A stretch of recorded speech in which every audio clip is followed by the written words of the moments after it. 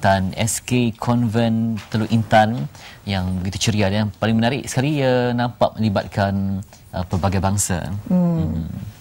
Kita saksikan.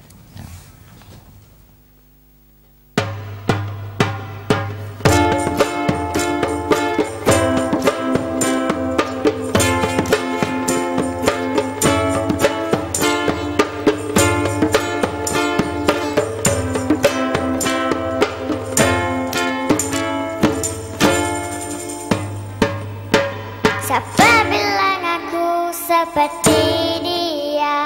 Siapa bilang aku cintai dia? Sesungguhnya aku tak benar-benar cinta, karena kau tak seputih melati. Kalau ada hitam pasti ada putih. Jika hatimu kelam tak mungkin bersih. Tak usah kau lanjutkan ku berbagi kasih, karena kau tak seputih melati. Oh, putih-putih melati, merah-merah delima.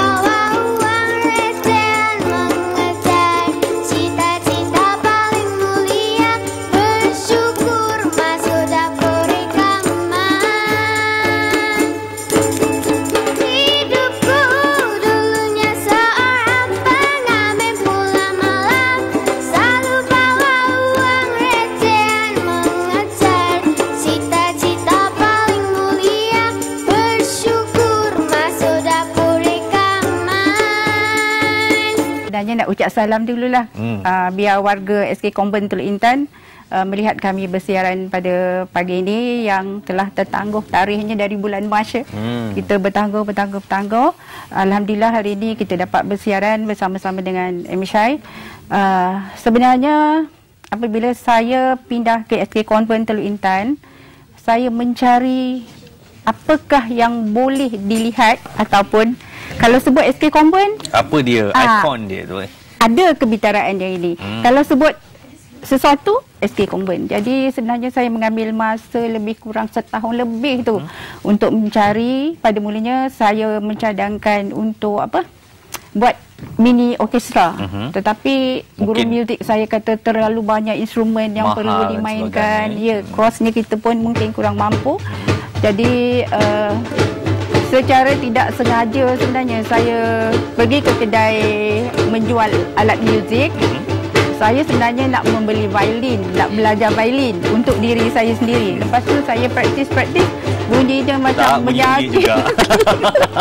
Menyakitkan telinga saya, menjadi bertambah tension. Saya terpandang 2 gitar kecil yang diletakkan di bahagian atas kedai itulah. Saya kata, apa tu? Kemudian mereka menerangkan kepada saya macam mana nak main. Jadi saya rasa, comelnya gitar ni, secomel anak murid saya. Jadi saya balik ke sekolah. Saya maklumkan kepada guru muzik, why not kita mulakan yang ini, sebab kita sedang mencari satu kebitaraan ya untuk menjadi sekolah kluster, sekolah yang mempunyai ciri-ciri yang tersendiri. Kita ada, orang lain tak ada. Baik. Jadi alhamdulillah kita bermula. Sebenarnya saya perkenalkan kepada ibu bapa dalam Mesyuarat Agung PIBD pada 30 Mac tahun lepas. Kita dalam tempoh setahun dia jadi. Lepas tu terus dapat sambutan. At the end of April kita hanya ada 4 murid saja. Dah sekolah beli 4 jadi 8. Dari situ kita bermula.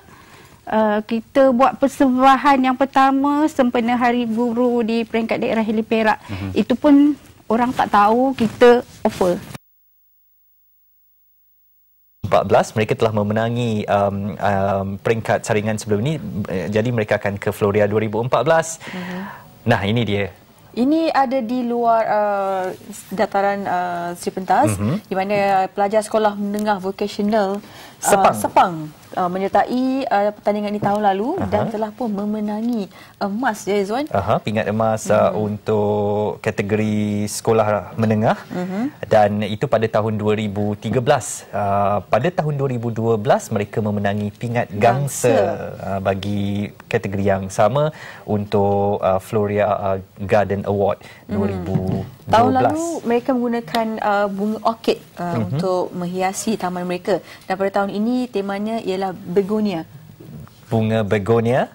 Kalau saya cuma kenal kekwa dan ros, bagaimana bentuk begonia ini, saya tak sabar rasanya untuk nanti keluar ke pekarangan untuk melihat mini landscape yang disediakan oleh adik-adik kita daripada sekolah menengah vocational Sepang ini.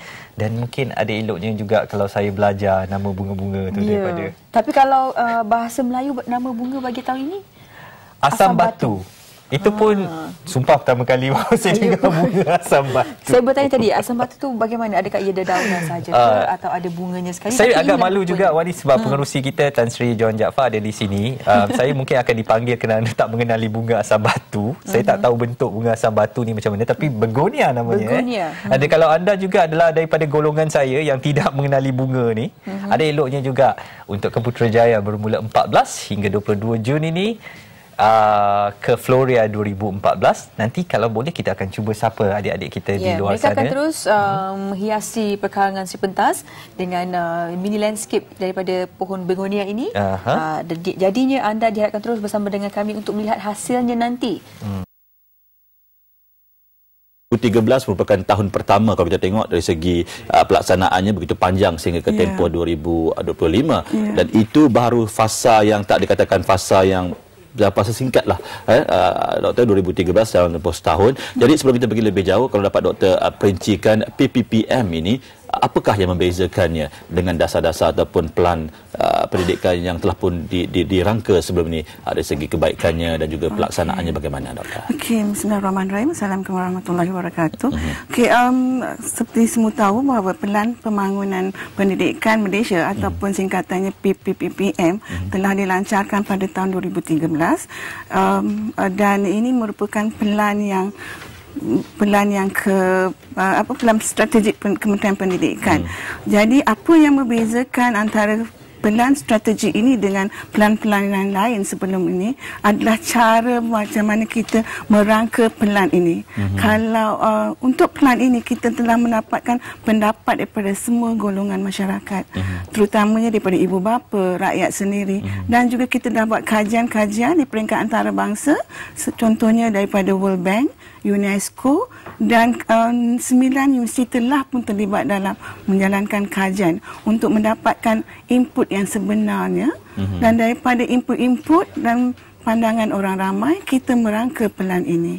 So dia bukannya hanya pelan untuk Kementerian Pendidikan, tetapi pelan untuk semua yang kita mengambil maklum daripada semua golongan masyarakat dari setiap peringkat. Ya. Okey, jadi Doktor, dalam tempoh setahun tu kalau kita nak ukur dari segi perkataan berjaya ataupun yang berkesan tu sendiri, bagaimana kalau dapat Doktor kongsikan dalam tempoh 2013 itu sejak dilaksanakan pelan PPPM? Okey, kalau ikutkan, kalau umur budak pun setahun tu muda lagi. Jadi kami pun masih lagi dari peringkat awal.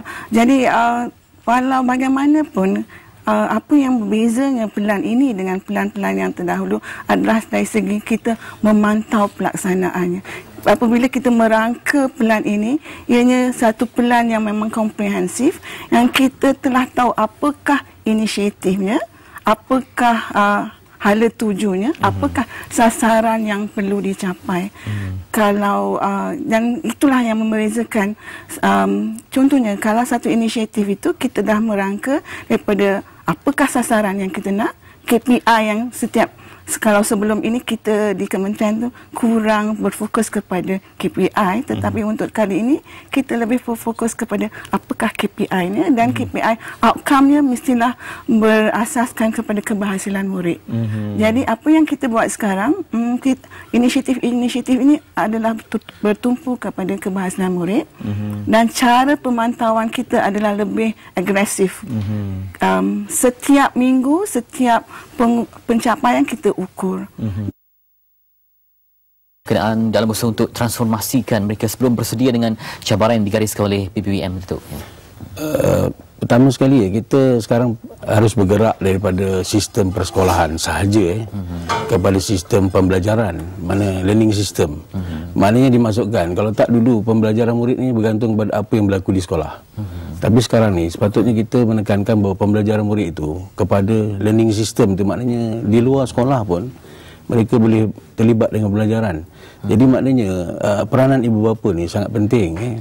Dia, kalau kita tengok sarana ibu bapa, di mana ibu bapa tu diberikan beberapa garis panduan bagaimana nak membantu anak-anak mereka berada di rumah, menyediakan tempat belajar yang sesuai, melihat kerja rumah mereka dan selalu memberikan jadual belajar dan sebagainya. Begitu juga kalau di sekolah, maknanya ibu bapa boleh datang ke sekolah, misalnya berbincang dengan guru-guru tentang masalah pembelajaran anak mereka. Itu satu aspek pembelajaran murid. Tapi sebenarnya peranan ibu bapa sebagaimana yang tadi ditunjukkan banyak. Mereka boleh membantu. Contohnya ibu bapa boleh menjadi jurulatih bola sepak misalnya. Ibu bapa boleh menjadi pakar motivasi, ataupun katakan guru ibu bapa yang bagus dalam pengajaran bahasa Inggeris boleh membantu sekolah meningkatkan kecemerlangan bahasa Inggeris. Maksud PIBG ni masih lagi aktiviti PIBG masih, tapi penglibatan ibu bapa ni tidak terhad pada PIBG saja. Tapi maknanya ibu bapa yang secara individu sukarela boleh datang. Maksudnya ada public engagement. Di setengah negara macam di Korea, ibu bapa ni boleh masuk dalam bilik darjah melihat anak dia belajar, duduk di belakang lah. Melihat, dan nanti dia tahu apa sebenarnya apa yang anak mereka belajar, dan mereka boleh menyokong di rumah misalnya.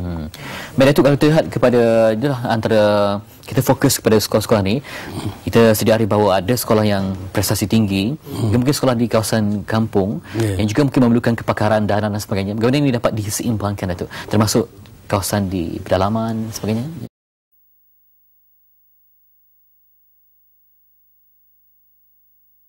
kehebatan SK Convent Teluk Intan yang begitu ceria dan paling menarik sekali ia nampak melibatkan pelbagai bangsa.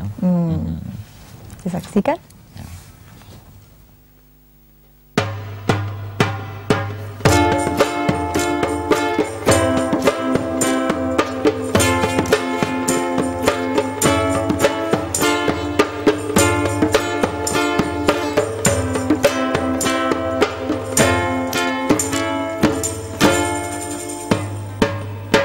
Siapa bilang aku seperti dia?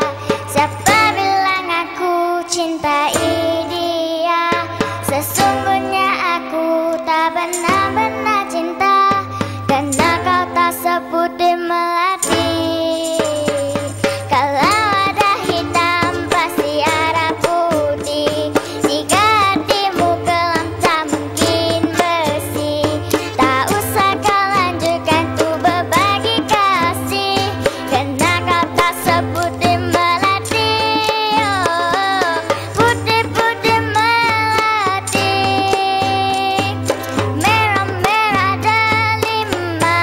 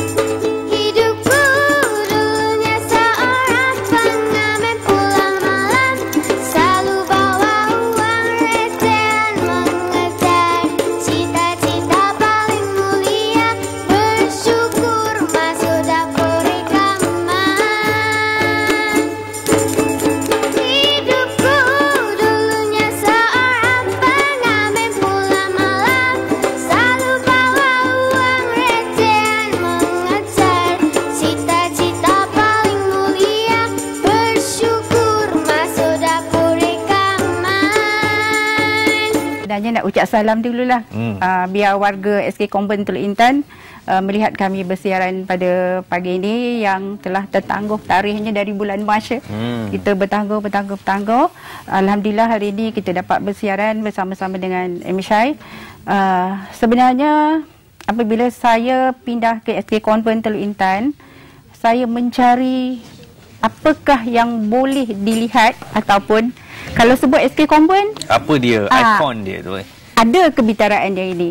Kalau sebut sesuatu SK Convent. Jadi sebenarnya saya mengambil masa lebih kurang setahun lebih tu untuk mencari. Pada mulanya saya mencadangkan untuk buat mini orkestra. Tetapi guru muzik saya kata terlalu banyak instrumen yang perlu dimainkan. Ya, kosnya kita pun mungkin kurang mampu. Jadi secara tidak sengaja sebenarnya saya pergi ke kedai menjual alat muzik. Saya sebenarnya nak membeli violin, nak belajar violin untuk diri saya sendiri. Lepas tu saya praktis, bunyinya macam menyakit. Menyakitkan telinga saya, menjadi bertambah tension.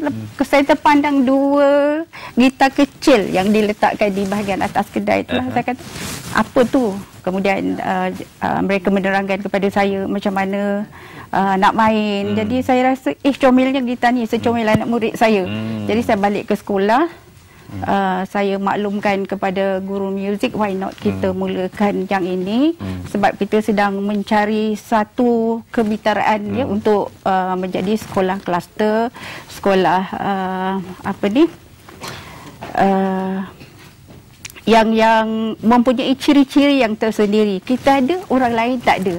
Jadi alhamdulillah kita bermula. Sebenarnya saya perkenalkan kepada ibu bapa dalam Mesyuarat Agung PIBD pada 30 Mac tahun lepas. Kita dalam tempoh setahun dia jadi. Lepas tu terus dapat sambutan. At the end of April kita hanya ada 4 murid saja. Dan sekolah beli 4 jadi 8. Dari situ kita bermula. Kita buat persembahan yang pertama sempena Hari Guru di peringkat daerah Hili Perak. Itu pun orang tak tahu kita offer. 14 mereka telah memenangi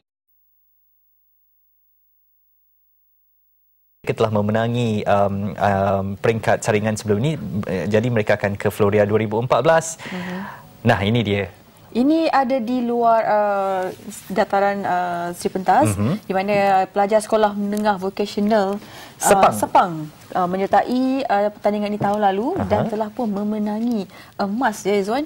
Pingat emas untuk kategori sekolah menengah, dan itu pada tahun 2013. Pada tahun 2012 mereka memenangi pingat gangsa bagi kategori yang sama untuk Floria Garden Award 2012. Tahun lalu mereka menggunakan bunga orkid untuk menghiasi taman mereka, dan pada tahun ini temanya ialah begonia. Bunga begonia. Kalau saya cuma kenal kekwa dan ros, bagaimana bentuk begonia ini, saya tak sabar rasanya untuk nanti keluar ke pekarangan untuk melihat landscape, mini landscape yang disediakan oleh adik-adik kita daripada sekolah menengah vocational Sepang ini. Dan mungkin ada eloknya juga kalau saya belajar nama bunga-bunga tu daripada. Tapi kalau bahasa Melayu nama bunga bagi tahun ini? Asam batu. Itu pun sumpah pertama kali saya dengar bunga asam batu. Saya bertanya tadi, asam batu tu bagaimana? Adakah ia dedaunan saja atau ada bunganya sekali? Saya agak malu juga Wani, sebab pengerusi kita Tan Sri John Jaafar ada di sini. Saya mungkin akan dipanggil kerana tak mengenali bunga asam batu. Saya tak tahu bentuk bunga asam batu ni macam mana, tapi begonia namanya. Ada kalau anda juga adalah daripada golongan saya yang tidak mengenali bunga ni, ada eloknya juga untuk ke Putrajaya bermula 14 hingga 22 Jun ini. Ke Floria 2014. Nanti kalau boleh kita akan cuba sapa adik-adik kita di luar mereka sana. Mereka akan terus menghiasi pekarangan Sri Pentas dengan mini landscape daripada pohon begonia ini. Jadinya anda diharapkan terus bersama dengan kami untuk melihat hasilnya nanti.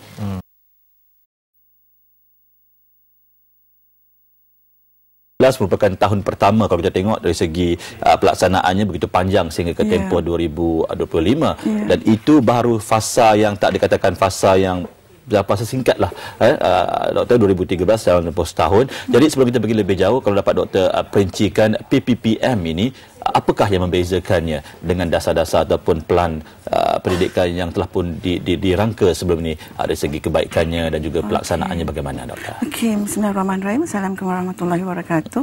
Okey, seperti semua tahu bahawa Pelan Pembangunan Pendidikan Malaysia ataupun singkatannya PPPM telah dilancarkan pada tahun 2013 dan ini merupakan pelan yang pelan strategik Kementerian Pendidikan. Jadi apa yang membezakan antara pelan strategi ini dengan pelan-pelan lain sebelum ini adalah cara macam mana kita merangka pelan ini. Kalau untuk pelan ini kita telah mendapatkan pendapat daripada semua golongan masyarakat, terutamanya daripada ibu bapa, rakyat sendiri, dan juga kita dapat kajian-kajian di peringkat antarabangsa, contohnya daripada World Bank, UNESCO dan 9 universiti telah pun terlibat dalam menjalankan kajian untuk mendapatkan input yang sebenarnya, dan daripada input-input dan pandangan orang ramai kita merangka pelan ini. So dia bukannya hanya pelan untuk Kementerian Pendidikan tetapi pelan untuk semua yang kita mengambil maklum daripada semua golongan masyarakat dari setiap peringkat. Ya. Okey, jadi Doktor, dalam tempoh setahun tu kalau kita nak ukur dari segi perkataan berjaya ataupun yang berkesan itu sendiri, bagaimana kalau dapat Doktor kongsikan dalam tempoh 2013 itu sejak dilaksanakan pelan PPPM? Okey, kalau ikutkan kalau umur budak pun setahun tu muda lagi. Jadi kami pun masih lagi dari peringkat awal. Jadi walau bagaimanapun apa yang berbezanya pelan ini dengan pelan-pelan yang terdahulu adalah dari segi kita memantau pelaksanaannya. Apabila kita merangka pelan ini, ianya satu pelan yang memang komprehensif, yang kita telah tahu apakah inisiatifnya, apakah hala tujunya, apakah sasaran yang perlu dicapai. Kalau dan itulah yang membezakan. Contohnya kalau satu inisiatif itu kita dah merangka daripada apakah sasaran yang kita nak, KPI yang setiap, kalau sebelum ini kita di kementerian tu kurang berfokus kepada KPI, tetapi untuk kali ini kita lebih berfokus kepada apakah KPI-nya, dan KPI outcome-nya mestilah berasaskan kepada keberhasilan murid. Jadi apa yang kita buat sekarang, inisiatif-inisiatif ini adalah bertumpu kepada keberhasilan murid, dan cara pemantauan kita adalah lebih agresif. Setiap minggu, setiap pencapaian kita ukur.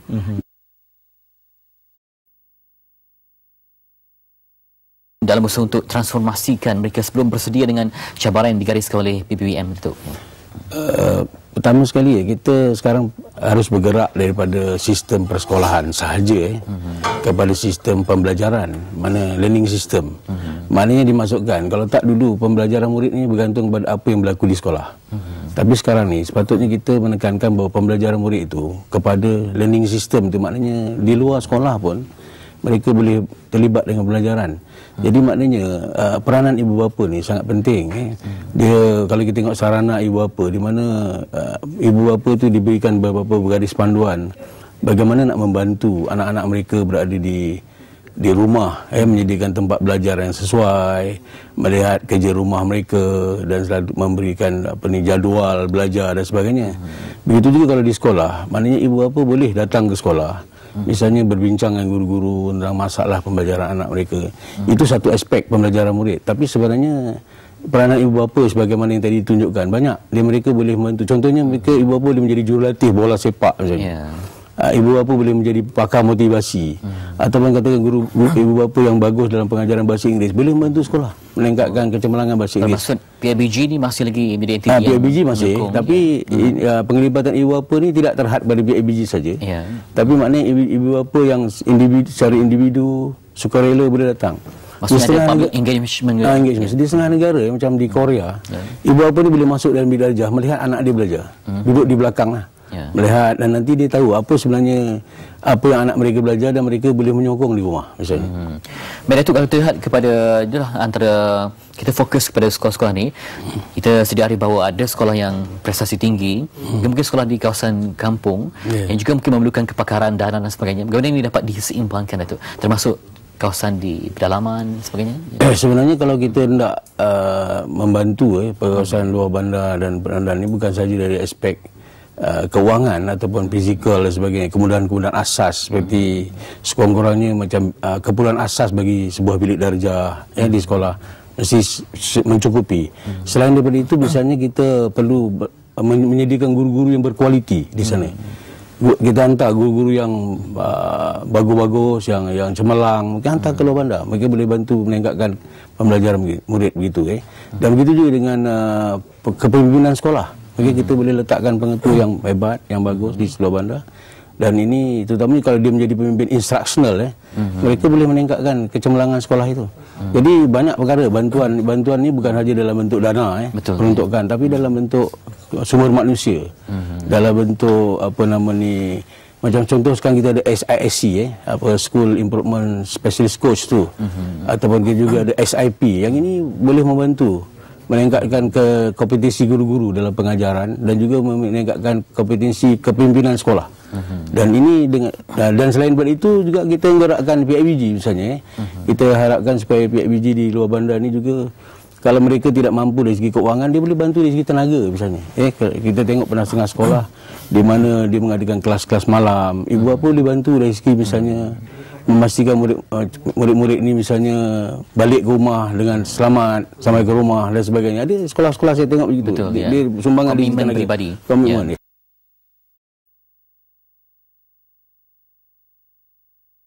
Meninjau sedikit tentang isu pendidikan di mana institusi pendidikan seperti Politeknik menantikan pengiktirafan bukan saja di peringkat kebangsaan, malah di peringkat antarabangsa. Dan bagi membicarakan hal itu bersama saya di studio ketika ini, selamat datang, selamat pagi, Assalamualaikum kepada Dr. Muhammad Naim Yaakob. Beliau adalah Presiden Asia Pacific Accreditation Certification Commission APAC dan juga merupakan seorang ketua pengarah di Colombo Plant Staff College for Technician Education berpusat di Manila, Filipina. Beliau adalah rakyat Malaysia pertama menjadi ketua pengarah di institut berkenaan dalam tempoh 40 tahun penubuhannya. Terima kasih Dr. terbang dari Manila untuk bersama dengan kami ini. Baik, apakah mungkin pertama Doktor boleh terangkan kepada kami akreditasi yang dikeluarkan oleh APAC ni kepada institusi pendidikan TVET di Malaysia? Terima kasih Saudara Izwan. Assalamualaikum dan selamat pagi juga kepada penonton di sana. Colombo Plant Staff College merupakan satu pertubuhan antarabangsa antara kerajaan 17 negara Asia Pasifik.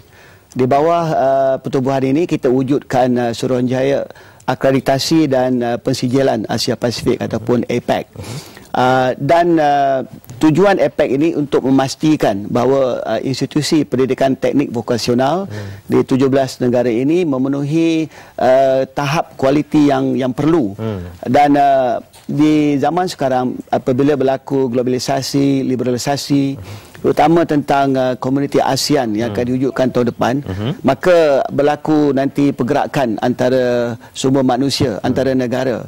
Jadi kita perlu pastikan setiap institusi itu mencapai satu tahap yang tinggi.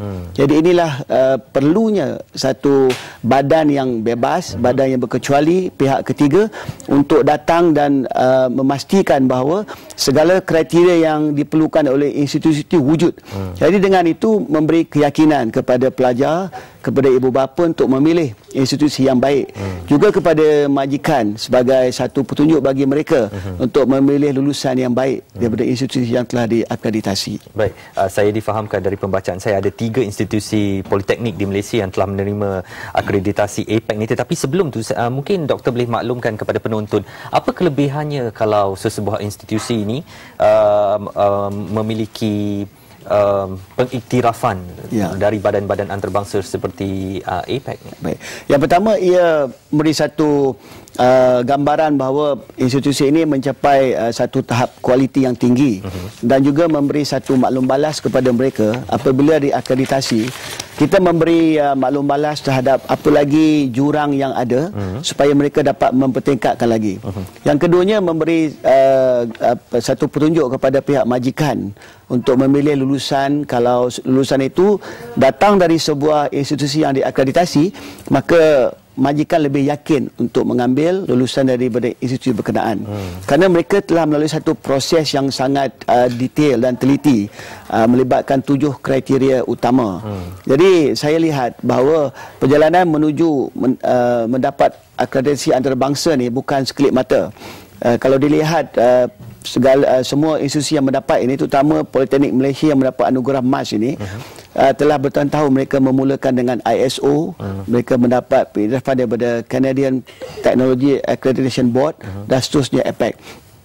Ia memberi satu juga motivasi dan keyakinan kepada staf akademik dan juga pelajar bahawa mereka berada di sebuah institusi yang telah diperakukan oleh satu pihak antarabangsa dan memudahkan mereka untuk bekerja di luar negara kerana mereka telah mempunyai lambang kualiti tersebut. Baik, doktor sebutkan ada 3 yang menerima pingat emas ini. Seterusnya satu bentuk akreditasi juga daripada APAC. Mungkin doktor boleh perkenalkan politeknik yang boleh dibanggakan ini. Ya. Di Malaysia ada 34 buah politeknik. Jadi yang mendapat akreditasi emas yang memohon setakat ini ialah Politeknik Ungku Omar di Ipoh yang telah berjaya mendapat akreditasi emas pihak APAC. Yang kedua ialah Politeknik Ibrahim Sultan di Pasir Gudang, Johor Bahru, dan yang ketiga ialah Politeknik Sultan Salahuddin Abdul Aziz Shah di Shah Alam, Selangor. Dan apakah kelebihan 3 politeknik ini bukan sahaja dianugerahkan akreditasi tetapi 3 pingat emas juga ataupun peringkat emas bagi peringkat politeknik itu. Dalam sejarah 10 tahun penubuhan APAC dan 6 tahun setelah kita memulakan akreditasi pertama, 80 lebih institusi telah memohon. Cuma 37 yang berjaya mendapat akreditasi. Daripada 37 itu 3 saja mendapat emas, iaitu 3 politeknik yang saudara Izwan sebutkan tadi. Kelebihan mereka ialah dari segi 7 kriteria itu mereka mencapai tahap yang sangat tinggi. Contohnya dari segi perundingan, dari segi berjaya mendapat memenangi banyak pertandingan di peringkat nasional dan peringkat antarabangsa, sama ada disertai oleh pelajar ataupun pensyarah mereka. Mereka banyak membuat jaringan kolaborasi dengan pihak industri sebagainya dan juga mempunyai kadar pasaran graduan yang tinggi. Dan juga mereka menjadi antara pilihan utama lepasan SPM untuk memasuki. Doktor, 34 politeknik tadi di seluruh Malaysia dan 3 telah mendapat pingat emas APAC ini. Mungkin bakinya itu kalau mereka berminat untuk mencapai tahap seperti 3 politeknik lain ini, apakah pihak APAC dalam memberi akreditasi itu sudi juga memberi tunjuk ajar, nasihat kepada pihak-pihak yang berminat nak mendapatkan pengiktirafan begini? Baik. Seperti saudara Izwan tahu, kualiti bukanlah satu destinasi, satu perjalanan. Maka anugerah ini perlu dipertahankan. Kerana dia mempunyai tempoh laku selama 4 tahun.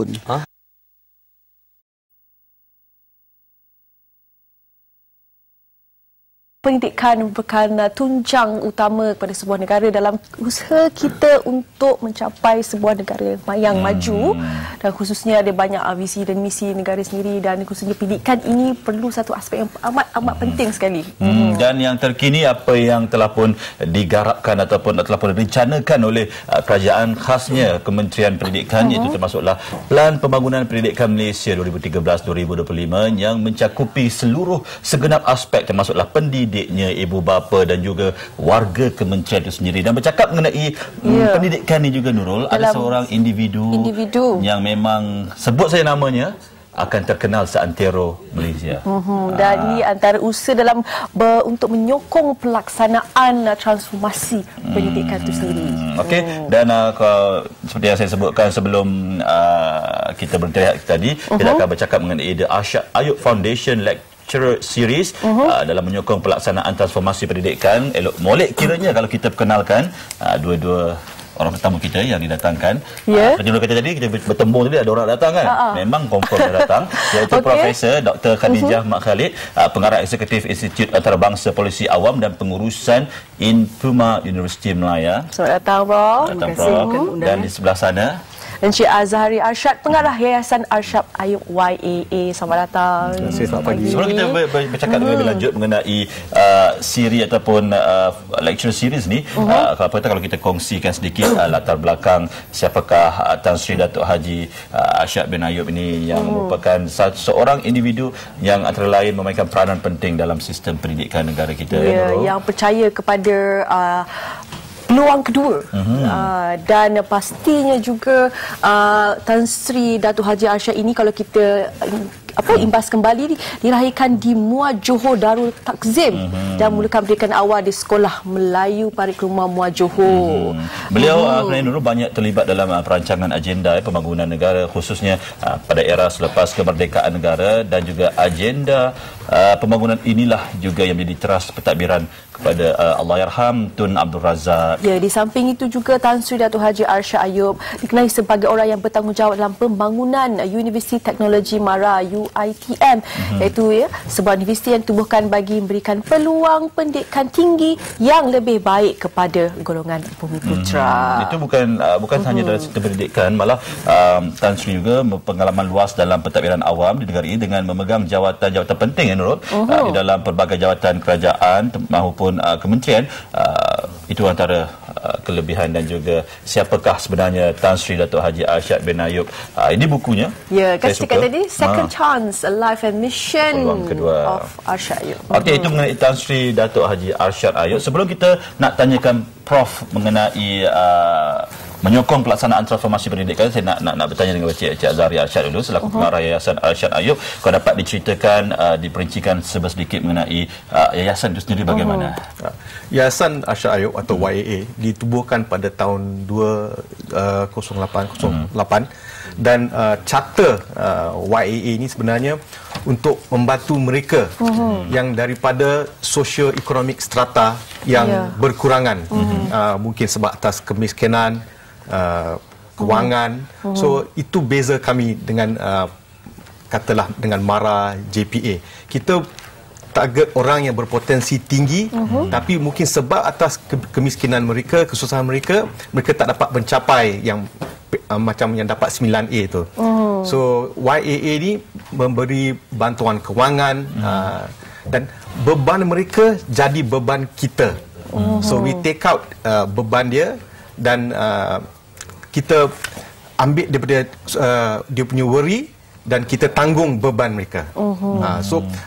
Setakat ini Yayasan Arsyad Ayub telah membantu lebih kurang 50 lebih student yang daripada kampung, daripada seluruh Malaysia, sampai ke Sabah Sarawak pun, dan kita taja mereka sepenuhnya. Tamat pengajian. Ya, untuk pengajian degree saja sampai ke sarjana, diploma dan dalam dan luar negara juga. Di Malaysia sahaja waktu ni lah. Ya. Dan beza kami dengan mungkin badan-badan kerajaan yang lain, kita serahkan kepada student sendiri kos yang mereka ingin memilih. Contohnya dulu kita pernah ada seorang student yang dia nak pilih buat diploma dalam tadika. Dia nak jadi guru tadika. So biasanya jarang kita dapat badan kerajaan yang ingin menaja nak buat dia jadi guru tadika. Tapi kita sponsor. So alhamdulillah dia dah tunjuk dia sebenarnya daripada orang yang susah. So daripada seorang average student, dia naik kepada memang way above average student. So itu role YAA. Dan bercakap mengenai kolaborasi bersama dengan Impuma ini, Cik Azhari, kalau dapat diceritakan kenapa sistem pendidikan ataupun topik berkisar mengenai pendidikan itu dipilih, satunya, dan yang kedua, bagaimana jalinan kerjasama ataupun dipilih Impuma itu sendiri dalam menjadi rakan kolaborasi dalam syarahan ataupun lecture series ini? Kita percaya yang Impuma ni memang badan yang paling best equipped untuk mengendalikan projek YAA ni. Sebab latar belakang mereka they are international background. Dan tak ada negara yang boleh maju tanpa pendidikan. So bagi YAA dan bagi Impuma dan untuk kerajaan Malaysia juga, education ini adalah strategic trust untuk negara kita. So inilah daripada first series of lectures YAA akan buat dengan Impuma. So Dan mungkin Prof boleh jelaskan antara pengisian untuk pada petang ini akan berlangsung pada 2:30 petang. Jadi mungkin pengisiannya dan juga signifikasi antara intipati yang akan dilakukan nanti dan moderatornya oleh pensyarah saya sendiri pula tu. Jadi mungkin Prof boleh kongsikan. Kalau saya boleh tambah sedikit terlebih dahulu apa yang diceritakan oleh Encik Azhari mengapa Impuma berkolaborasi dengan Yayasan Aisyah Ayub mungkin ramai orang tak tahu yang Tan Sri Aisyah Ayub sebenarnya adalah pengerusi lembaga pengarah Universiti Melaya. He is still a chairman. So throughout the years as chairman Tan Sri Aisyah Ayub banyak menyokong aktiviti-aktiviti Impuma dan ini adalah bertepatan kerana Impuma ni merupakan satu institut di Universiti Melaya yang banyak mengendalikan, menganjurkan program-program berteraskan kepimpinan, governance, dan apatah lagi apabila dicadangkan oleh Tan Sri Aisyah sendiri, kami bekerjasama dengan Institute of Leadership, Educational Leadership, IEL, yang juga adalah merupakan satu unit di bawah Chancellor Universiti Melaya. Kami macam adik-beradik lah, Impuma dan juga Institute of Educational Leadership yang diterajui oleh Profesor Alma Harris yang merupakan pembicara pada petang ini. So it's all in the family and I think it's for a good cause. Educational leadership. So antara teras utama Impuma dan juga IEL dan Yayasan Ayub Foundation, saya rasa kami telah menemukan tiga-tiga ni lah dan saya rasa ini yang kami perlu ketengahkan. Dan pagi petang ini Profesor Alma Harris sebelum itu beliau ada menulis buku ni yang diterbitkan pada tahun ini, Distributive Leadership Matters dan saya rasa kita amat beruntung kerana Profesor Alma yang merupakan seorang pakar dalam bidang pendidikan mengkhususkan kepada kepimpinan di peringkat sekolah, merupakan seorang pensyarah profesor di Universiti Melaya. Beliau telah berkhidmat sejak 2 tahun yang lalu dan saya rasa ini merupakan satu usaha yang baik di mana beliau akan berkongsi idea, pandangan, pendapat mengenai bagaimana boleh kita sebuah negara yang amat menitik beratkan pendidikan dan pendidikan, saya percaya saudara dan juga saudari kami semua merupakan, kita percaya bahawa education is a very important aspect. Semua adalah consumers pendidikan jadinya anak-anak di sekolah rendah, menengah, college, universiti jadinya pada petang ini beliau akan berkongsi pandangan, pengalaman bagaimana untuk mewujudkan untuk meningkatkan prestasi sekolah-sekolah khususnya quality education educational performance dan ini telah akan dibangkitkan, saya percaya the importance peri pentingnya kepimpinan di peringkat sekolah. Peranan guru-guru besar, pengetua dan juga guru-guru. Seorang guru besar saya rasa ataupun pengetua memainkan peranan yang begitu penting untuk memberi inspirasi kepada guru-guru because tanpa guru bagaimana hendak menggerakkan our ambitious plan pembangunan pendidikan 2013 to 2025 so I think the core is actually to tackle kepimpinan. Leadership, di peringkat sekolah semata-mata ataupun juga di peringkat kementerian dan juga sebagainya. Juga, ia mestilah bersepadu, seiringan. It cannot be like only in school. Tetapi kita, kerana guru dan guru besar inilah berdampingan dengan pelajar-pelajar, kita tahu bahawa menjadi satu cabaran yang besar kepada negara untuk melahirkan insan yang berfikiran kritis, inovatif, kreatif, berdaya saing. Kalau kepimpinan di sekolah tidak memberikan contoh ataupun mereka tidak mampu untuk menggerakkan itu, bagaimana untuk melahirkan para pelajar yang kreatif, inovatif and world class. Okay, Prof. Dan Cik Azhari sendiri, siapa yang dari segi mereka yang boleh datang dan sebagainya itu, ada lagi ke ruang untuk mereka yang mereka yang masih lagi ingin hadir ke lecture series ini, walau bagaimana kalau dapat dihubungi ataupun sebarang kita our lectures open, open. So sesiapa pun boleh datang. Hari ini 2:30 petang. Di mana tu? Di auditorium Tun Sofyan, Fakulti Undang-Undang. Memang sedang cari sebab depan KL Gate tu, UM ada beberapa dekat je masuk pintu utama tu. And then auditorium itu boleh memuatkan sehingga 450 orang. Setakat ini saya rasa dah hampir 300 yang menyatakan hasrat untuk hadir. So ada ruang lagi. Kalau boleh hubungi kami, kalau sempat lagi, I'm sure ada tempat lagi.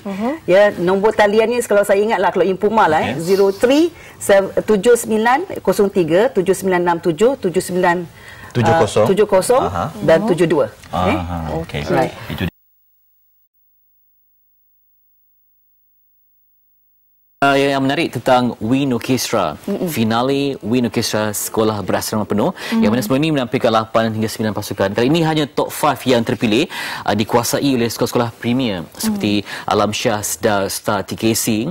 Tetapi juaranya ialah pasukan dari Sekolah Menengah Sains. Yang judul kali ini juara itu Sekolah Menengah Sains Machang, termasuk penampilan konduktor terbaik oleh pasukan Star. Ini kehebatan pelajar SPP beraksi di pentas finale. Saksikan.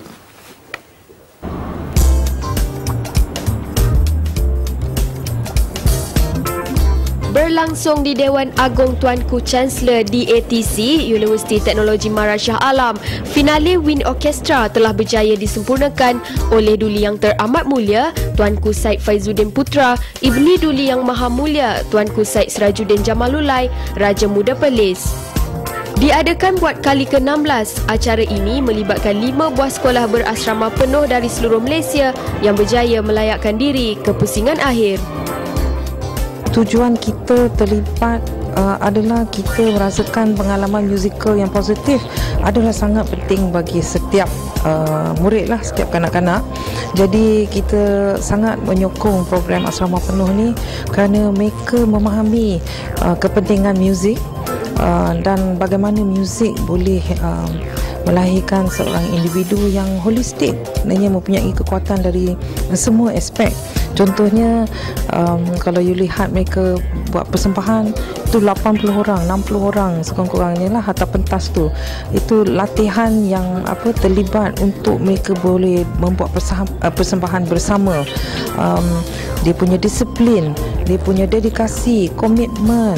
Jadi bukan mudah. Pasal anak-anak ni kebanyakan daripada mereka bila masuk ke sekolah sebenarnya dia tak pernah bermain alat muzik. Pasukan yang terlibat pada Sabtu lalu adalah Sekolah Tuanku Abdul Rahman Perak, Kolej Tunku Kursyah Negeri Sembilan, Sekolah Sultan Alam Shah Putrajaya, Sekolah Datuk Abdul Razak Negeri Sembilan dan Sekolah Menengah Sains Machang Kelantan. Setiap pasukan diberi masa 15 minit untuk mempersembahkan 2 buah lagu yang tidak diharamkan di Malaysia. Manakala instrumen haruslah mengandungi alat muzik seperti woodwind atau perkusi, tetapi tidak dibenarkan sebarang alat muzik tradisional.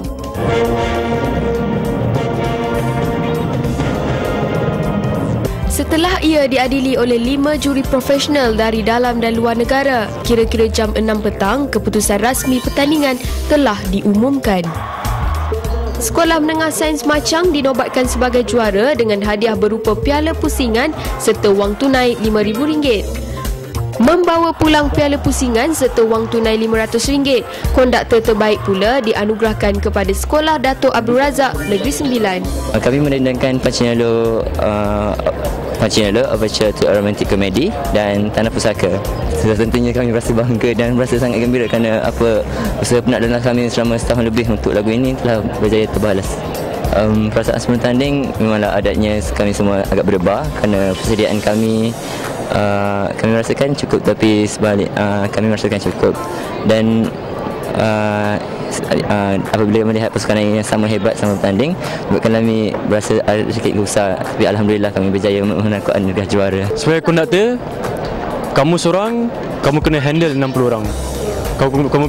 Kamu kena memikirkan idea untuk menyebabkan kepada players orkestra tersebut. Pada mula saya sedih kerana mendapat hadiah sebuah hati. Dan apabila telah dinamakan sebagai konduktor terbaik, alhamdulillah saya amat gembira, memang berdebar, excited. Amat sengit. Saya pada pertama kali saya melihat mereka kondak, saya memang amat tercabar dan saya ambil dia sebagai benda yang positif untuk memperbaiki saya sendiri. Finale Wind Orchestra merupakan anjuran Kementerian Pendidikan Malaysia dengan kerjasama Universiti Teknologi Mara.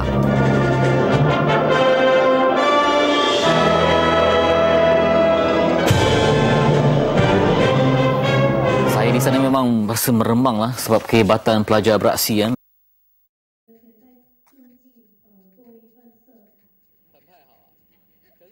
Malaysia hari ini, edisi Khamis 26 Jun akan kami bawakan kepada anda satu lagi isu yang berkaitan dengan bidang ataupun sistem pendidikan negara, iaitu yang ditambah baik ataupun yang telah pun diwawarkan oleh Kementerian Pendidikan baru-baru ini, di mana digantikan PMR ataupun mereka yang berada di tingkatan 3 dengan satu lagi komponen baru, iaitu di bawah pentaksiran berasaskan sekolah ataupun di bawah PBS yang dinamakan PT3, di mana ia merupakan pentaksiran sumatif di peringkat pendidikan menengah rendah bagi untuk melihat pencapaian akademik murid. Dan untuk bercakap dengan lebih lanjut mengenai apa itu PT3 dan bagaimana ia dilaksanakan di peringkat sekolah maupun bagaimana kementerian melihat ia satu ajakan dalam sistem pendidikan kita, di sebelah kanan saya Dr. Sulaiman bin Hashim, Timbalan Pengarah Peperiksaan Bahagian Operasi Lembaga Peperiksaan Malaysia, dan juga Puan Hajah Johara Abdul Wahab, Ketua Sektor Pengendalian Peperiksaan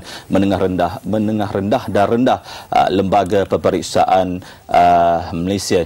Jadi Doktor dan Puan, terima kasih sudi bersama kami. Sebelum kita nak berkongsi satu bingkisan ni, Doktor, boleh kiranya kalau saya dapat tanyakan Doktor dengan satu soalan.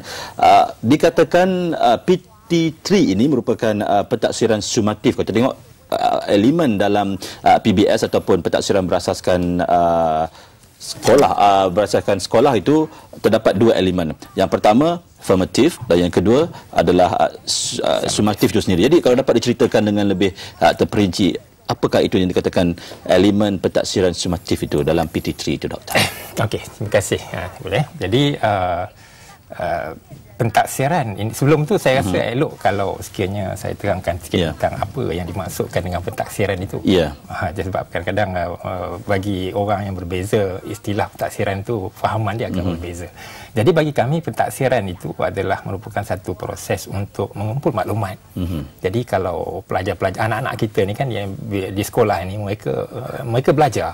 Jadi kita nak tahu, guru-guru nak tahu, ibu bapa nak tahu bila mereka belajar ni apa yang telah mereka kuasai.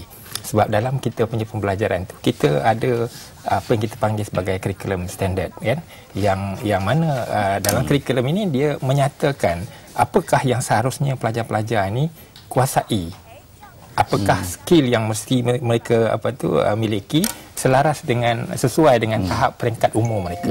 Jadi proses pentaksiran ini kita kena lakukan untuk memberi maklumat kepada guru-guru, untuk memberi maklumat kepada ibu bapa sejauh mana mereka telah kuasai kemahiran-kemahiran ilmu pengetahuan yang dinyatakan dalam kurikulum tu. Jadi dalam proses pentaksiran ini kita ada dua tujuan yang kita buat. Yang pertama sekali adalah pentaksiran hari-hari yang kita lakukan, sebab guru bila dia mengajar dalam murid, dia nak tahu sejauh mana murid dah menguasai apa yang dia ajar tadi. Jadi kerana itu proses pentaksiran itu perlu berlaku. Jadi proses pentaksiran summative ni, formative ni adalah pentaksiran yang dilakukan secara berterusan oleh guru. Jadi misalnya kalau guru tanya soalan pada murid-muridnya, berapa ramai yang dah faham apa yang saya terangkan tadi kan, itu adalah satu proses pentaksiran yang berterusan dilaksanakan dalam kelas. Jadi dia tidak formal bentuknya. Tapi pentaksiran summative ini dia bersifat lebih formal lagi. Jadi kita buat misalnya kita buat di hujung sesi pengajaran. Jadi dalam perancangan pengajaran tu guru mungkin mengajar topik-topik yang tertentu kan dalam kelas, misalnya matematik dia mengajar tentang kemahiran untuk penambahan, misalnya tambahan operasi tambah. Tapi selepas dia ajar sepanjang topik itu, dia nak tahu sejauh mana pelajar-pelajar telah mencapai kefahaman dan kemahiran yang dihasratkan. Jadi kita buat satu ujian misalnya di akhirnya tu. Jadi dalam sekolah kita memang sebelum ini kita ada ujian penggal, ujian pertengahan tahun kan. Yang ini semua adalah ujian-ujian yang summatif. PMR juga adalah satu ujian summatif. Jadi sekarang ni PT3 adalah ujian summatif. Okey, kita nak bercakap lebih lanjut mengenai PT3 ini. Apapun kita akan saksikan sedikit pandangan daripada ibu bapa mengenai pelaksanaan PT3 ini yang menggantikan pemeriksaan menengah rendah. Saksikan terlebih dahulu. PT3 yang telah menggantikan PMR, ianya juga satu perkara yang baru bagi saya. Namun saya harap anak-anak, juga anak saya sendiri, kerana mereka di sini saya faham mereka akan di assess oleh cikgu sepanjang tahun. Jadi mungkin di situ lebih adil bagi mereka juga kerana cikgu dapat merhatikan sendiri apakah yang mereka telah capai sepanjang tahun dan bukannya tertumpuri satu peperiksaan sahaja. Sesuatu yang baguslah. Cumanya notis yang diberikan terlalu singkat menyebabkan ramai keturunan kami ni golongan ibu bapa tertanya-tanya macam mana kesan dia kepada anak kami lah. Tapi daripada yang kami dapat, memang benda tu ada improvement daripada perusahaan yang sebelum ni lah. Kelebihan yang nampak sebenarnya pelajar ni akan didedahkan secara banyak aspek lah. Kalau yang sebelum ni mereka just fokus pada untuk ujian akhir je. Sekarang ni pelajar-pelajar ni kena bermula, dia ada peringkat dia. Maksudnya dia tak terikat pada buku je lah. Dia kena cari daripada internet dan pergi temu ramah orang dan sebagainya lah untuk dapatkan maklumat. Masa saya dapat tahu PT3 ni ialah benda yang baru, kita tak pasti lagi, tapi setelah dengar segala penerangan yang diberikan, alhamdulillah lah, saya rasa benda tu elok sebab dia hanya buat pelajar tu hanya bukan fokus pada exam tapi assessment secara seluruh, dan bagi saya benda tu kita kena anggap sebagai benda yang positif lah, supaya lagi pun kita nak melahirkan generasi yang boleh berfikir, yang boleh mengeluarkan pendapat. Jadi saya rasa saya rasa ini adalah satu langkah yang baik. Anak saya kebetulan sekarang ni baru berada di tingkatan 2. So saya ada lebih kurang setahun untuk prepare anak saya untuk PT3 yang akan datang. Tapi pada saya dah tengok website kementerian, saya dah tengok website lembaga peperiksaan. Pada saya perubahan yang nak dibuat tu bagus kerana ada 2 mekanisme yang saya rasa sangat-sangat menarik. Pertamanya ujian lisan bahasa Melayu. Kalau dulu waktu saya ujian lisan ni macam dibuat secara umum saja, tapi untuk PT3 ini ujian lisan tu diberikan tumpuan yang sangat khusus. Dan yang kedua yang saya tertarik adalah kaedah untuk menilai murid, khususnya dalam subjek sejarah dan geografi. Itu sangat menarik sebab dia akan gunakan banyak kaedah, bukan saja peperiksaan. Murid kena sediakan folio, murid kena sediakan diri dalam bentuk yang lebih luas, lebih holistik. Pada saya PT3 ini ada satu perubahan yang baik, cuma perlu diberikan keyakinan kepada parents, kepada ibu bapa bahawa anak-anak mereka boleh cemerlang dalam PT3 juga. Ia bersesuaian dengan aspirasi kita sebagai ibu bapa untuk melihat anak kita lebih maju ke hadapan dan juga dapat setara dengan pelajar-pelajar di luar negara. Sesuai dengan kemajuan teknologi, saya yang amat yakin sekiranya perkara PPPM, PT3 dan PPS ini dapat diterangkan kepada masyarakat umum, saya pasti penambahbaikan ini akan disambut baik oleh semua masyarakat. Itu antara pandangan daripada segelintir ibu bapa mengenai PT3 yang akan dilaksanakan. Dan saya tertarik untuk bertanyakan kepada Puan Johara mengenai PT3 ni. Dia dari segi elemen untuk apa orang kata, kalau macam dulu PMR ada subjektif dan juga objektif peperiksaan akhirnya, tapi di bahagian PT3 ni bagaimana? Okey, untuk PT3 kita ada pelbagai jenis instrumen. Yang pertama sekali kita ada kajian kes untuk sejarah dan geografi yang akan bermula pada 1 hingga 18 Julai 2014. Kemudian kita juga ada ujian lisan untuk bahasa Melayu dan juga bahasa Inggeris. Okey, dan kita ada juga ujian bertulis. Ujian bertulis ini untuk bahasa Melayu, bahasa Inggeris, pendidikan Islam, kemahiran hidup dan juga bahasa-bahasa seperti bahasa Arab, bahasa Cina, Tamil, Kadazan Dusun dan juga bahasa Iban. Difahamkan soalan akan dibuat oleh lembaga peperiksaan sendiri, tetapi dari segi pemarkahan dan juga sebagainya 100% pengawasan dan sebagainya oleh pihak sekolah. Betul. Begitu. Tetapi ini ada salah satu isu yang sering kali saya dengar bila pergi ke sekolah dan jumpa dengan guru-guru maupun pelajar-pelajar tingkatan 3. Ada yang mengatakan bila mana diadakan PT3 ni dalam waktu terdekat ini adalah tidak adil bagi mereka. Bila mana 1 hingga 18 Julai akan diadakan peperiksaan, tetapi keputusannya baru sahaja dicapai baru-baru ini. Jadi menjadikan satu bebanan dan juga tekanan kepada pelajar itu sendiri. Jadi Puan sendiri bagaimana melihat keadaan itu? Adakah itu merupakan bebanan? Jadi bagaimana nak counter balik? nak membantu pelajar kan. Okey. Sebenarnya macam ni, 1 hingga 18 Julai ni kita akan ada kajian kes untuk sejarah geografi dan perkara ini bukanlah perkara baru dalam sistem pentaksiran kita, di mana semasa PMR dulu pun kita ada kerja khusus sejarah dan geografi di mana murid-murid ini akan melaksanakannya daripada bulan Februari hingga Julai, kerja khusus sejarah dan geografi. Tetapi untuk kajian kes sejarah geografi dalam PT3 ini mereka diberi 6 waktu PDP, waktu pengajaran dan pembelajaran dalam kelas, untuk melaksanakan menulis laporan bagi kajian kes ini. Dan kalau kita lihat di portal lembaga peperiksaan sekarang ini pun dah ada tugasan yang dimuat naik untuk sejarah dan geografi ini. Doktor, bila mana Dr. Sulaiman, saya suka nak bertanya, bila mana dikatakan bahawa soalan dibuat oleh lembaga pertama, dan yang kedua dari segi aspek pengawasan dan juga penilaian itu sendiri dibuat oleh pihak sekolah. Soalannya di sini, dari segi jauh mana kita boleh mempercayai ataupun meletakkan tahap integriti seorang guru di sekolah berkenaan untuk memberikan markah kepada pelajar-pelajarnya. Pertama akan menyebabkan bias ataupun sebagainya, untuk naikkan nama sekolah, ya sekolah kami banyak cemerlang dan sebagainya. Jadi itu persoalan-persoalan yang ditanya sendiri. Doktor, bagaimana? Ya. Tapi sebelum tu saya mungkin nak tambah sikit dengan apa Johara kata tadi itu tentang ketidakadilan. Mungkin dia sebagai terlampau suntuk sangat dengan exam ni kan. Tapi sebenarnya pelajar-pelajar kita ni bila dia belajar di sekolah, dia mengikut perancangan kurikulum tu, dia dah dinyatakan dalam tempoh setahun tu apa yang dia nak capai mengikut peringkat masa dan sebagainya. Jadi dari segi pengajaran pembelajaran dia macam ini, kalau sekiranya kita taksir pelajar sebelum dia habis belajar, yang itu tidak adil. Tapi kalau kita taksir pelajar-pelajar itu selepas dia habis topik yang sepatutnya dia ajar kan, dan yang itu tak ada timbul isu ketidakadilan. Saya setuju. Okey, tetapi persoalannya sekarang pelajar-pelajar itu sendiri tidak faham. Adakah kita nak duduk peperiksaan akhir seperti PMR, kita study hard dan study smart dan sebagainya? Adakah kita perlu buat macam katakan tadi folio dan juga sebagainya? Itu juga mindset pelajar itu sendiri juga tidak lagi belum bersedia, tidak tahu arah tuju. Jadi doktor sendiri bagaimana?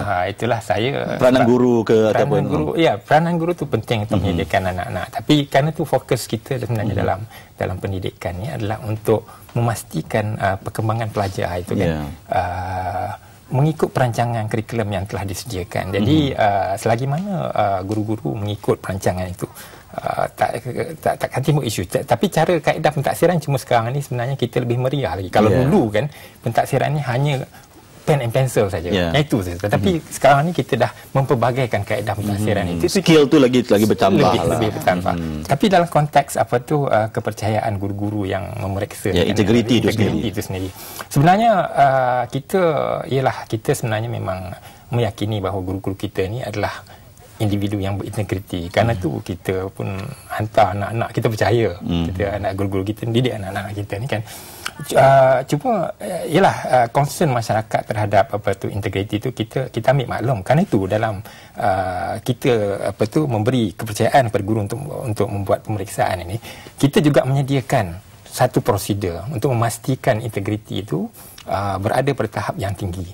Jadi antara prosedur yang kita telah tetapkan adalah proses apa yang kita panggil sebagai verifikasi dan moderasi yang dilaksanakan untuk memastikan apabila guru-guru ini menanda kertas jawapan itu kan, markah yang diberi itu mengikut standard yang telah ditetapkan. Jadi ini adalah dua proses yang kita latih guru-guru kita macam mana nak buat. Kalau puan boleh tambah, kalau kita tengok kalau perakaunan ada juru auditnya. Setiap kes tu akan dipik satu persatu untuk diambil macam contoh sampel kes dan sebagainya. Tapi dalam kes PT3 ni juga pemakahan guru-guru itu juga akan dipantau oleh lembaga sendiri. Ya, betul. Okey, dia macam ni. Lembaga peperiksaan sekarang ini dalam proses untuk melatih guru-guru dari segi pemeriksaan. Pemeriksaan berpandukan panduan persekoran yang disediakan oleh lembaga peperiksaan. Jadi by the end of July kami akan melatih lebih daripada 70,000 orang guru. Supaya guru-guru ini kita tidak lepaskan begitu saja tanpa latihan dan bimbingan lembaga peperiksaan. Okey, lembaga juga menyediakan panduan persekoran sebagai bimbingan kepada guru-guru ini bagaimana mereka hendak memeriksa skrip jawapan murid.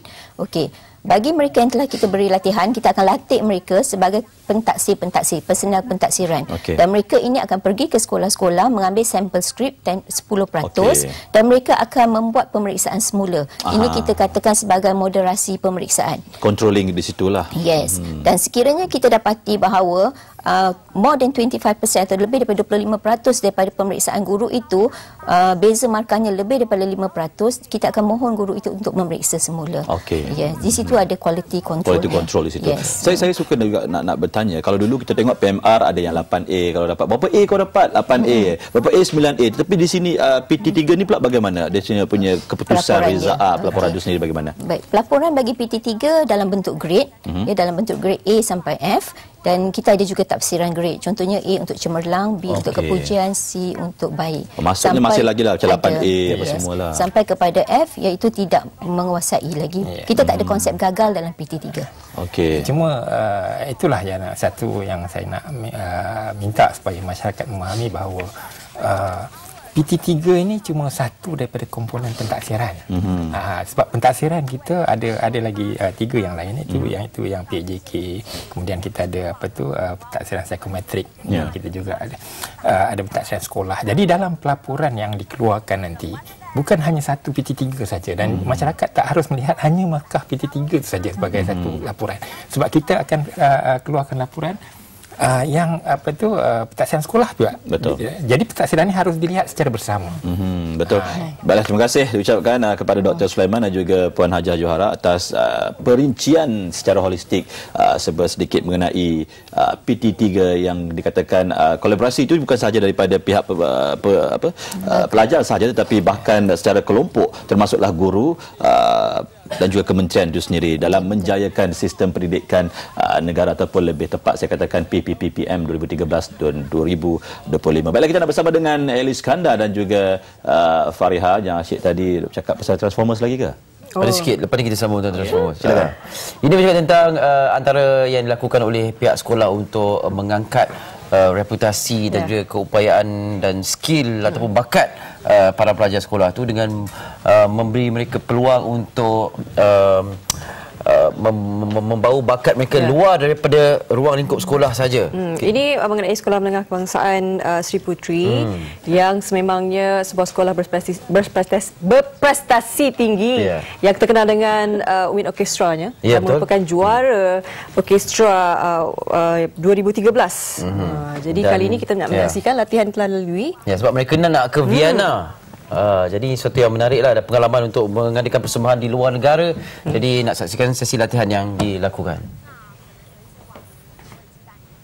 Sekolah Sri Putri Cyberjaya antara nama yang tidak asing lagi dalam kehebatan persembahan muzik orkestra di Malaysia. Kejayaan memenangi anugerah emas di Festival Muzik Antarabangsa Australia 2013 berjaya membuka peluang kepada 59 ahli orkestra Sekolah Sri Putri untuk menyertai Festival Muzik Belia Antarabangsa di Vienna, Austria awal Julai ini.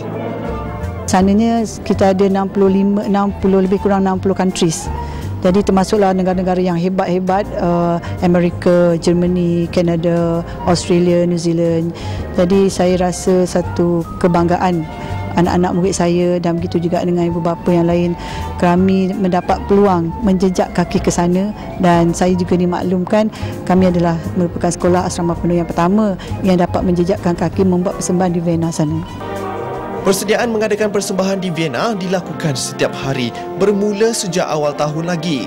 Nur Fahana merupakan salah seorang daripada 3 peserta yang bakal mengambil peperiksaan Sijil Pelajaran Malaysia SPM tahun ini. Namun, minat mendalam terhadap bidang ini tidak menjejaskan semangatnya untuk terus memenuhi jemputan persembahan antarabangsa tersebut. Dia macam ura-ura je dapat pergi Vienna ni, dan bila Abang Raja dah dengan cikgu-cikgu semua dah macam berusaha untuk dapatkan dana semua tu, jadi macam sekarang macam sangat gembira lah, sebab next week je yang dapat kita pergi ke Vienna. Jadi saya tak sabarlah untuk dapat mewakili negara untuk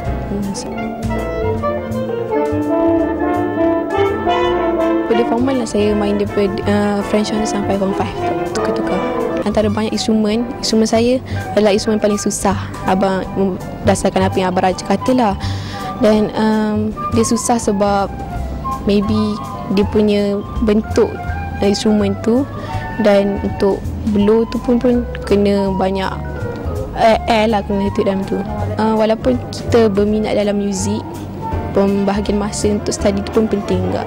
Kalau kami dapat menumpukan perhatian dalam kelas, jadi tak perlulah banyak masa untuk mengulang kaji kan, sebab kami 100% dah dapat fokus dalam kelas. Anak-anak ini sepatutnya memang dia kena pandai membahagikan masa, berdisiplin, dan masa itu memang kalau dia pandai memang dia akan boleh membahagikan ikut masa untuk orkestra, masa untuk pelajaran. Dan perkara ini juga terbukti kerana ramai pelajar yang mewakili orkestra pada tahun lepas mendapat keputusan peperiksaan yang baik. Dengan adanya orkestra ni, penglibatan pelajar dalam bidang kurikulum tu saya akan melibatkan lebih banyak, dan peluang untuk pelajar-pelajar ni untuk saya rasa dengan kalau kita serius lagi, kita banyak peluang-peluang di luar sana. Dibimbing guru Syahriah Abdul Rashid dan pengarah muzik berkaliber Raja Muzaffar Raja Abdullah, para peserta ini bakal mempersembahkan 4 buah lagu termasuk medley lagu-lagu tradisional Melayu sepanjang berada di Vienna, Austria. Keunikan alunan muzik Melayu menjadi faktor utama lagu-lagu ini dipilih. Bila kita dengar macam Pasir Panjang, Tudung Periuk, jadi anak-anak murid saya ni bila dia nampak lagu kita mendayu-dayu, jadi pada saya lah, dan saya juga dengan anak-anak murid saya ni rasa satu kebanggaan lah dengan lagu yang ada pada kita ni. Memang kata sedap didengar. Harap dengan adanya lagu local song yang kita buat ni, jadi menjadikan satu keistimewaan dan kekuatan pada pasukan Wind Orchestra Sri Puteri. Kita nak kongsikan mengenai kejayaan sebuah sekolah di mana telah menjuarai pertandingan orkestra sekolah menengah. Peringkat kebangsaan. Kita bersama dengan seorang ahli rakan setugas. Zaim Zaini memberikan laporan mengenai kejayaan sekolah menengah kebangsaan Persin 11. Saksikan.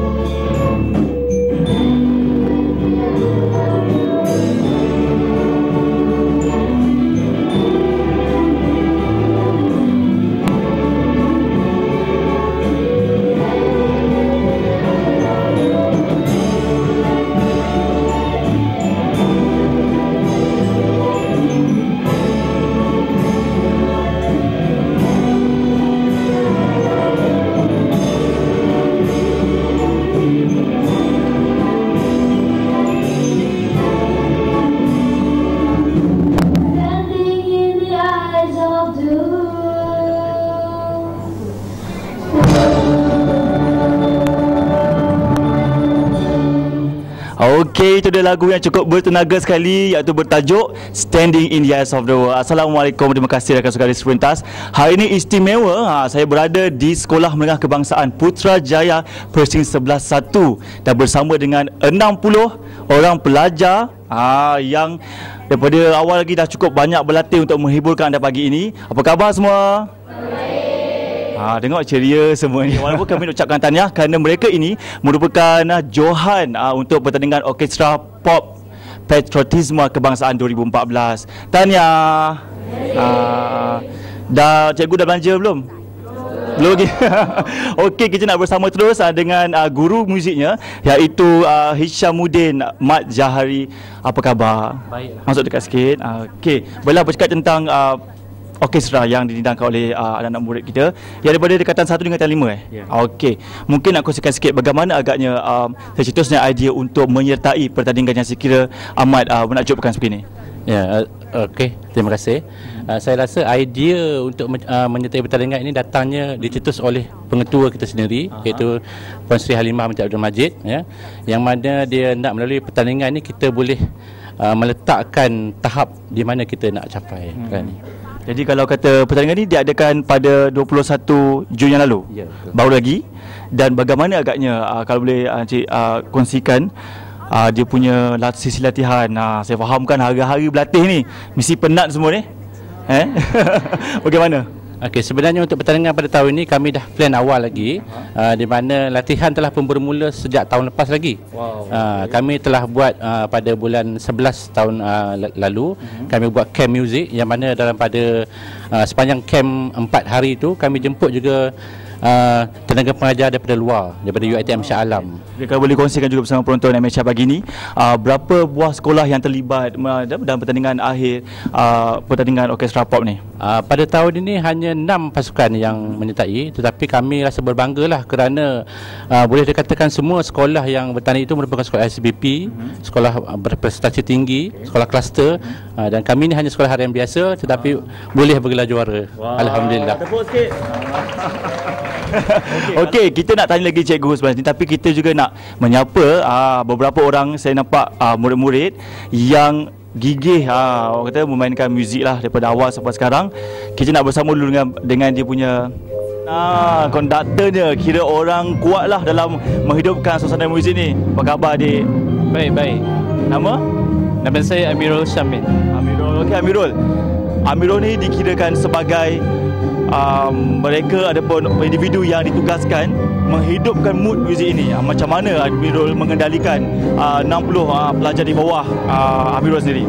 Okey, saya sebenarnya tahun ni tahun pertama saya untuk conduct semua ahli orkestra ni. So dengan guru-guru dan juga profesor daripada UiTM sendiri telah banyak membantu saya untuk conduct orkestra tim ini. Jadi nak tahu jugalah sebenarnya bukan mudah tugasan Amirul sendiri kan. Nak mengendalikan anak angkat ni punya lain, mengangkatnya punya lain, salah pusing dah punya lain. Macam mana Amirul melakukannya? Okey, saya banyak praktis dengan melihat video-video di YouTube, di internet dan sebagainya. So dengan tu saya dapat mengetahui banyak cara-cara untuk conduct, untuk kawal tempo semua. Okey, antara cabaran yang Amirul hadapi dalam memastikan mereka semua ni bermain dengan tempo yang betul. Okey, antara cabarannya ialah semua orang ni dia ada different level. So ada yang baru, ada yang lama. So saya terpaksa untuk try untuk control dia punya tempo every time dia main. Saya rasa pelajar-pelajar saya ni dah terbina dan terbudaya untuk menjadi pemain orkestra yang kita nak supaya dia seiring seperti juga pelajar-pelajar SBP dan juga pelajar-pelajar yang mempunyai peralatan orkestra yang lengkap.